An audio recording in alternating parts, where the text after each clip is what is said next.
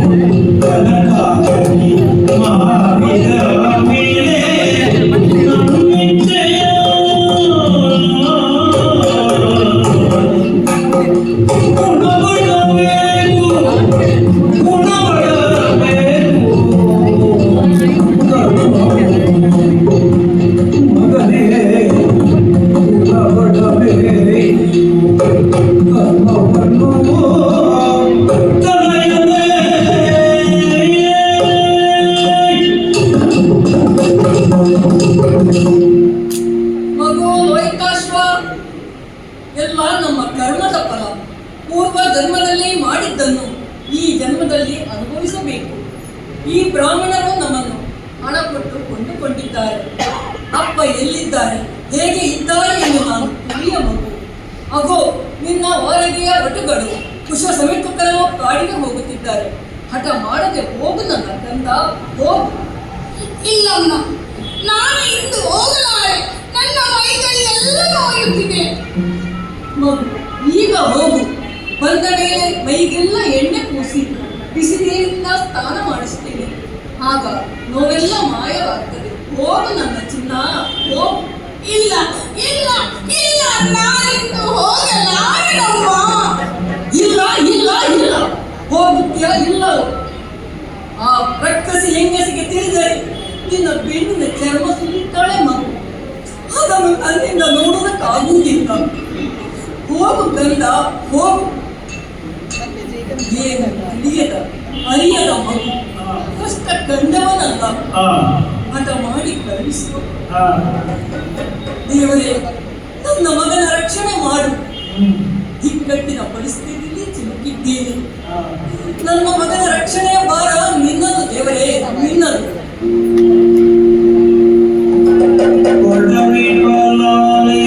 ಮುಂದಿನ ಕಥೆಯ ಒಡವಿಬಲಾಗಿತು, ಮುಂದಿನ ಕಥೆಯ ಅಡವಿಯ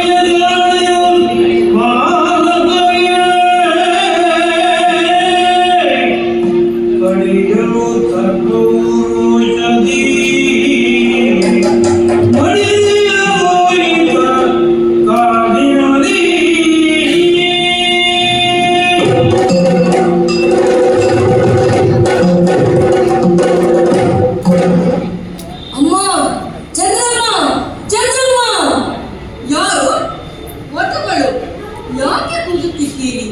ಏನಾಯಿತು? ನನ್ನ ಮಗ ಲೋಹಿತಾಶ್ವ ಎಲ್ಲಿ? ನೀವೆಲ್ಲರೂ ಕಟ್ಟಿಗೆ ತರಲು ಒಟ್ಟಿಗೆ ಕಾಡಿಗೆ ಹೋದವರೆಲ್ಲವೂ ಅವನು ಯಾಕೆ ಬರಲಿಲ್ಲ? ಅಮ್ಮ, ಲೋಹಿತಾಶ್ವ ಒಂದು ಹುತ್ತದ ಬಳಿ ಕಟ್ಟಿಗೆ ಕಡಿಯುವಾಗ ದೊಡ್ಡ ಹಾವು ಒಂದು ಕಚ್ಚಿ ಅಲ್ಲೇ ಬಿದ್ದ, ಮತ್ತೆ ಹೇಳಲಿಲ್ಲಮ್ಮ. ಏನು? ನನ್ನ ಮಗನಿಗೆ ಹಾವು ಕಡಿದು ಮಾಡಿದನೆ? ಶಿವ ಶಿವ, ಈಗೇನು ಮಾಡಲಿ ನಾನು? ಕತ್ತಲೆ ಆವರಿಸುತ್ತದೆ. ಹುಡುಕಲು ಹೋಗುವುದಕ್ಕೆ ಒಡೆಯನ ಅಪ್ಪಣೆ ಬೇಕು. ಹೋಗಿ ಅಪ್ಪಣೆ ಕೇಳುತ್ತೇನೆ. ಸ್ವಾಮಿ,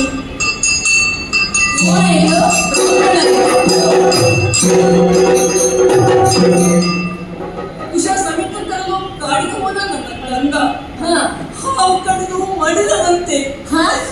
ಆತನನ್ನು ಹುಡುಕುವುದಕ್ಕೆ ಒಂದು ಅವಕಾಶ ಮಾಡಿಕೊಡಿ ಸ್ವಾಮಿ, ನಿಮ್ಮ ಕಾಲು ಹಿಡಿದು ಬೇಡುತ್ತಿದ್ದೇನೆ. ನಿನ್ನ ಮಗ ಸತ್ತಾನೆ? ಅಯ್ಯೋ, ಮುಳುಗಿ ಹೋಯ್ತಲ್ಲ ನನ್ನ 20,000 ಒಂದು. ವಿಶ್ವನಾಥ, ವಿಶ್ವನಾಥ. ಎನ್ನಿತೆ ತಾನು ನುಡಿದ ವಿಕ್ರಮೋ ಮನೆಗೆ ಬಂದ ಊರೈ.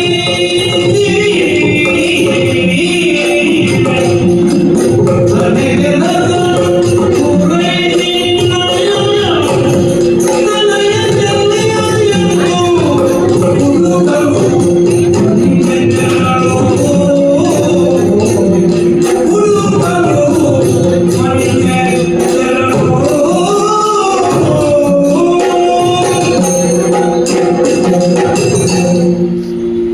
ನೋಡು ಚಂದ್ರಮತಿ, ನಿನ್ನ ಮಗ ಸತ್ತದ್ದು ನನಗೂ ನಷ್ಟವೇ.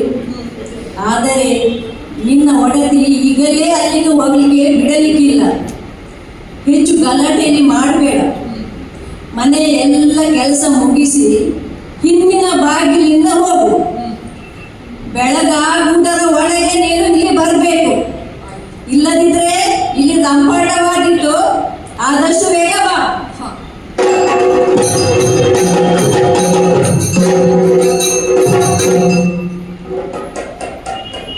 ಮಗು ಮಗು ಮಗು ಲೋಹಿತಾಶ್ವ, ಎಲ್ಲಿ ಇದ್ದೀಯಾ? ಅದು ಅದು ಮಗು.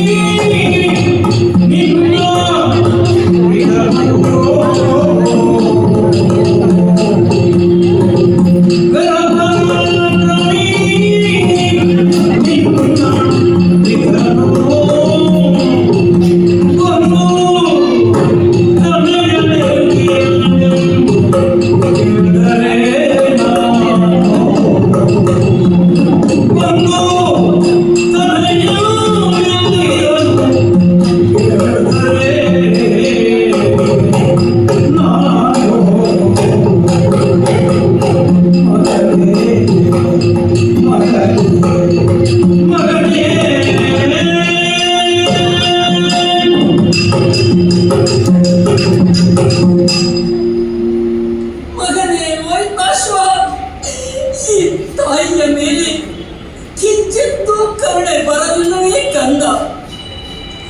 ಅಲ್ಲಿ ಗದರಿಸಿ ಕಟ್ಟಿಗೆ ತನ್ನ ಕಾಡಿಗೆ ಕಳುಹಿಸಿದನಂದು ಸಿಟ್ಟು ಬಂದೇ ಕಂದ. ಒಮ್ಮೆ ಕಟ್ಟಿದ್ದು ನೋಡು ನನ್ನ ಕಂದ.